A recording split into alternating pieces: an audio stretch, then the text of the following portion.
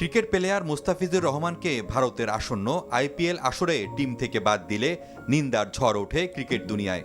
ক্ষোভ ও প্রতিবাদ জানায় বাংলাদেশ সরকারও। দেশে বন্ধ করা হয়েছে আইপিএলের সব ধরনের সম্প্রচার। এমনকি টি-20 ক্রিকেট বিশ্বকাপে বাংলাদেশের ম্যাচগুলো ভারতের পরিবর্তে শ্রীলঙ্কায় সরিয়ে নেয়ার দাবি করা হয়। এ বিষয়ে মন্ত্রণালয়ের অবস্থান তুলে ধরেন পররাষ্ট্র উপদেষ্টা তৌহিদ হোসেন। একজন ক্রিকেটার সে তো একটা সীমিত সময় ওখানে যাবে, খেলবে, তারপর হোটেলে চলে যাবে। তার নিরাপত্তা যদি দেওয়া সম্ভব হয়, সে কারণেই তো তাকে ফেরত দেওয়া হয়েছে অস্টেন্সিভলি। তাহলে আমার এই যে টিম যাবে, শুধু টিম যাবে না, টিমের সমর্থকরা তো যাবে, খেলা দেখতে যাবে লোকজন, তাদের নিরাপত্তার প্রশ্ন আছে।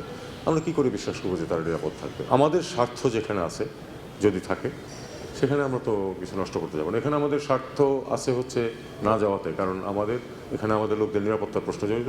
এ সময় ভিসা বন্ডের বিষয়ে যুক্তরাষ্ট্রের সঙ্গে আলোচনা করা হবে বলে জানান তিনি।